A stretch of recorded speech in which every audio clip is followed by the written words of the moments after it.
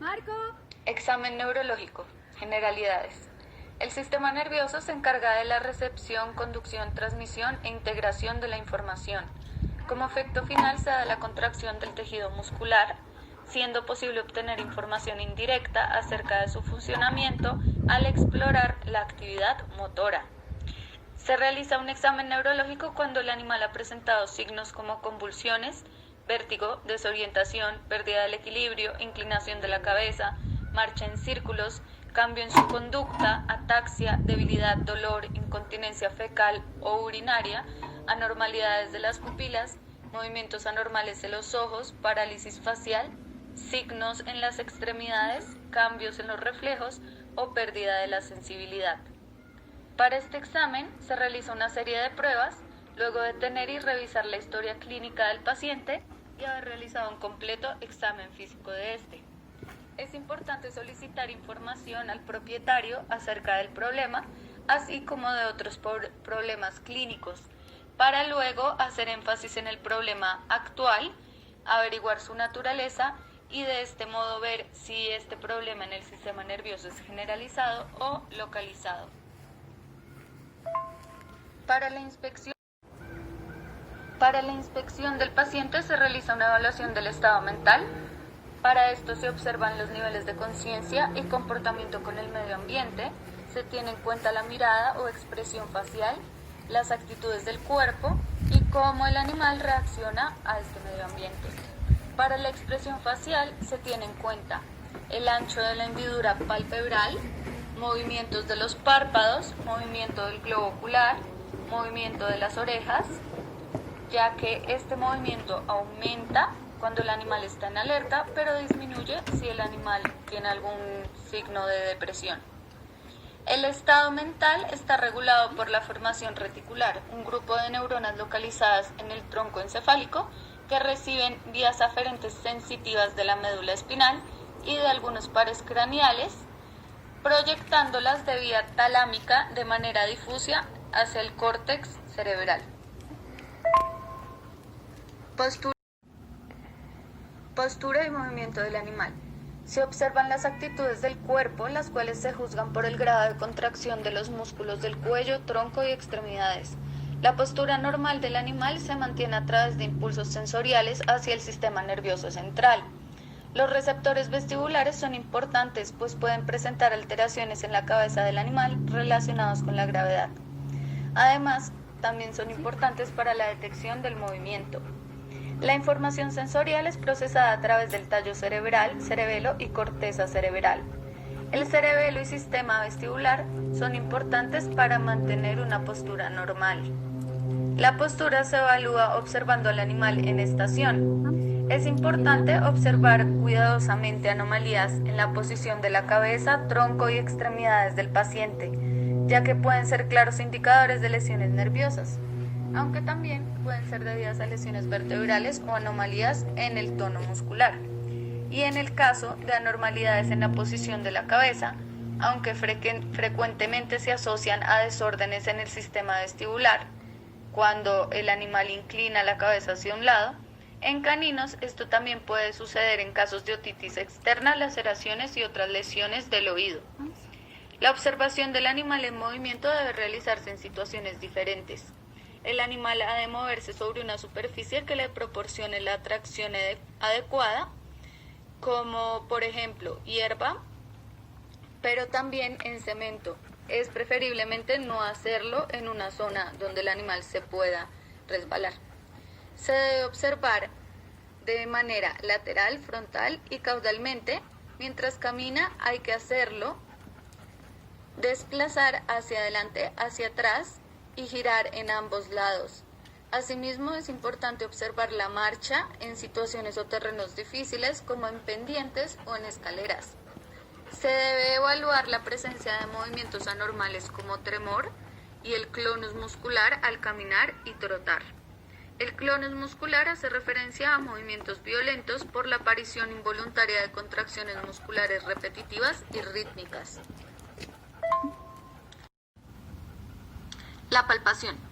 En toda exploración neurológica es necesario realizar una palpación cuidadosa y sistemática de la piel y de los sistemas esquelético y muscular del animal. Se hace comparando un lado del otro y ha de realizarse ordenadamente en sentido caudocraneal o cráneo-caudal, para así detectar cualquier alteración o anomalía ósea o articular y para evaluar el tamaño, tono, fuerza de todos los músculos del cuerpo. Las lesiones en los nervios periféricos pueden causar signos en los músculos inervados por ese nervio, pero no en otros grupos de músculo, a diferencia de las neuropatías generalizadas, que causan cambios similares en la mayoría de los músculos del cuerpo. La palpación del esqueleto puede mostrar alteraciones en el contorno, crepitación, movimiento o masas anormales. Movimientos anormales de la columna vertebral pueden causar compresión severa de los nervios espinales o laceraciones de estos. Las lesiones de los nervios periféricos podrían asociarse a fracturas de huesos largos. Reacciones de posición o posturales. Son respuestas complejas que involucran arcos reflejos espinales y coordinación central para el movimiento y la postura. En las reacciones posturales, que intervienen los sistemas sensitivos y motor, mediante los cuales el cuerpo del animal se mantiene en su posición normal erecta. Las reacciones posturales tienen como objetivo detectar alteraciones asimétricas en la locomoción. Dicha evaluación solo se realiza en pequeños animales. La primera de estas es la propiocepción, que es la capacidad del animal para reconocer la posición de sus extremidades sin necesidad de información visual. La evaluamos modificando la posición normal de cada extremidad y observando cómo el animal recupera la posición inicial. De este modo, estamos evaluando las vías aferentes sensitivas, las vías propioceptivas ascendentes y las vías motoras descendentes de la extremidad.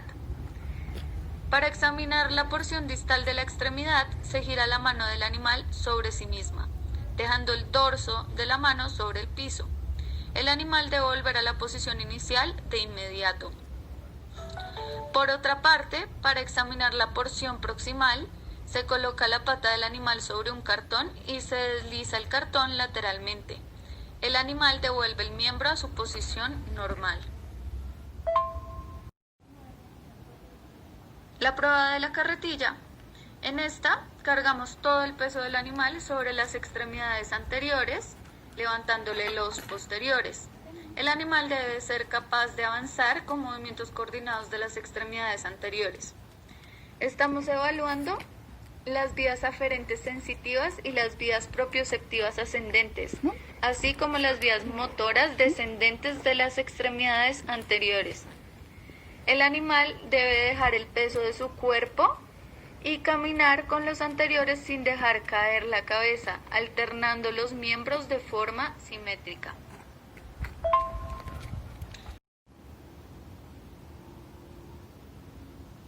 Prueba de salto. En la prueba de salto cargamos todo el peso del animal sobre una extremidad y lo desplazamos lateralmente. El animal ha de responder saltando a la pata coja. Se repite la prueba individualmente para cada una de las extremidades. De esta manera evaluamos las vías aferentes sensitivas, las vías propioceptivas ascendentes y las vías motoras descendentes de cada extremidad. Esta reacción depende de gran número de estructuras: cerebro, cerebelo, tronco cerebral, médula espinal y receptores de tacto y presión.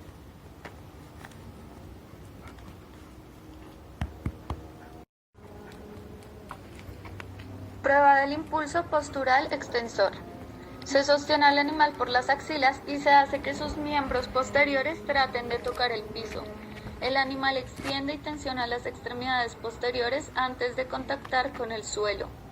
A continuación, camina caudalmente hasta conseguir una posición correcta. Con esta reacción evaluamos, además de las aferencias propioceptivas ascendentes, el sistema vestibular y las vías motoras descendentes de las extremidades posteriores. Se evalúan los receptores del tacto, presión y tensión, así como el cerebro, sistema vestibular y médula espinal. Prueba hemiestancia y de hemimarcha. En la prueba de hemiestancia y la hemimarcha colocamos todo el peso del animal sobre las extremidades de un lado. Forzamos al animal a desplazarse lateralmente y evaluamos los movimientos de dichas extremidades.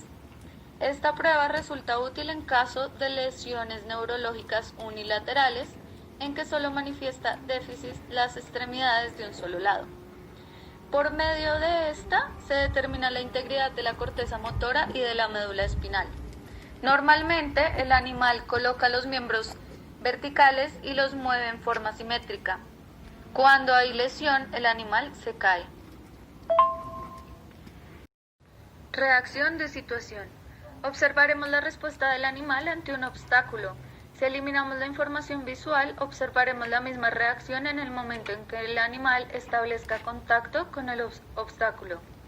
Estaremos evaluando las vías aferentes sensitivas ascendentes y las vías motoras descendentes de las extremidades anteriores, así como las vías ópticas cuando éstas participen. Por otra parte, evaluamos los reflejos espinales. Cuando examinamos dichos reflejos, estamos evaluando la integridad de los componentes del arco reflejo, es decir, de la neurona sensitiva, la interneurona y la neurona motora inferior. Todo arco reflejo, a su vez, está modulado por vías motoras descendentes originadas en las neuronas motoras superiores que se localizan en el encéfalo. El reflejo patelar o rotuliano lo evaluamos en la extremidad posterior, golpeando el ligamento patelar. El reflejo tibial craneal lo utilizamos golpeando la cresta tibial. El reflejo flexor se realiza pellizcando entre los dedos de las diferentes extremidades. El reflejo extensor carporradial lo provocamos en la extremidad anterior, golpeando este músculo justo por debajo del codo. El reflejo del bíceps se evalúa golpeando los tendones de los músculos bíceps braquial y braquial y observando su contracción. El reflejo del tríceps se evalúa golpeando el tendón del músculo tríceps braquial justo por debajo del codo. El reflejo anal se provoca estimulando ligeramente la región del periné. La respuesta es una contracción del esfínter anal externo y una flexión de la cola. Si la respuesta al estímulo no es claramente positiva o es negativa, se puede aumentar la intensidad del estímulo pellizcando con pinzas la piel de la región perianal. Reflejo extensor cruzado. Se evalúa con el animal de cúbito lateral. En un animal sano, cuando pellizcamos una extremidad, el animal es consciente y flexiona dicha extremidad. Si existe una lesión crónica de neurona motora superior, el animal puede perder la sensibilidad. De este modo, flexionará la extremidad estimulada e hiperextenderá la extremidad contralateral. Primero, evaluación del nervio olfatorio. Se utilizan olores como comida, alcohol o clavos. Lo que se hace es evaluar el olfato. Esto a veces es difícil porque solo se detectan cambios dramáticos como lo son la pérdida total del olfato o anosmia, pero no detecta cambios sutiles. Sentido de la vista. Se evalúa el nervio óptico, observando si el animal es capaz de seguir objetos en movimiento con la mirada. Respuesta a la amenaza. Es una prueba que permite evaluar dos de los pares craneales y sus conexiones encefálicas. El estímulo es recogido por el nervio óptico y mediante las vías ópticas llega al córtex occipital y desde ahí se proyecta hacia el córtex motor.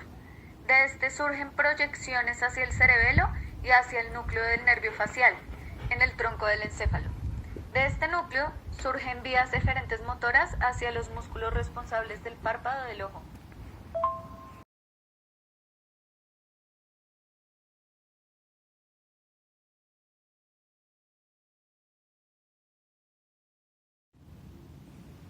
El reflejo pupilar se provoca proyectando un haz de luz sobre un ojo y observando la constricción pupilar en el ojo iluminado y en el contralateral.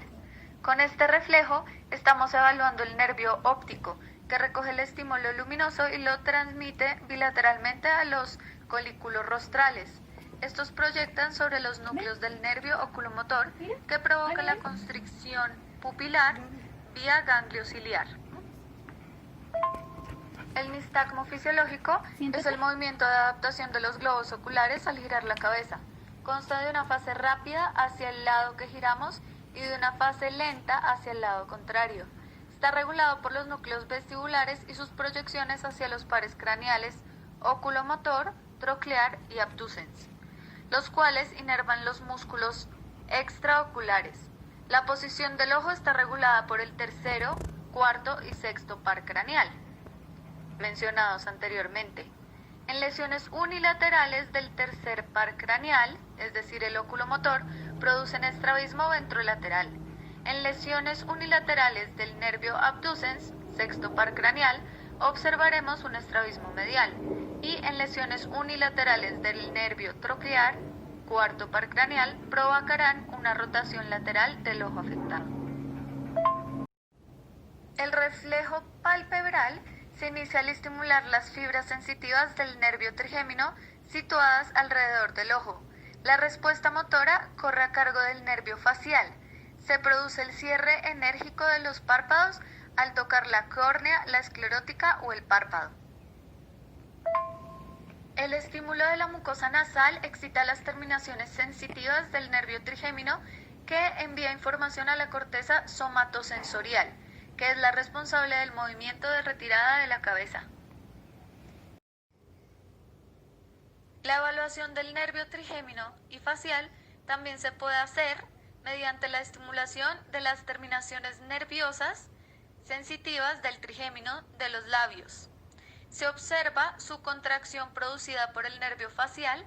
Para evaluar las ramas motoras del nervio trigémino, palparemos los músculos temporales, evaluando su consistencia y tamaño. Es importante palpar los músculos de ambos lados para apreciar posibles diferencias. También estamos evaluando el nervio trigémino cuando abrimos la boca del animal, valorando la fuerza de los músculos masticadores. Evaluación del nervio vestíbulo-coclear. Octavo par craneal. Su rama coclear se evalúa para determinar si existe sordera.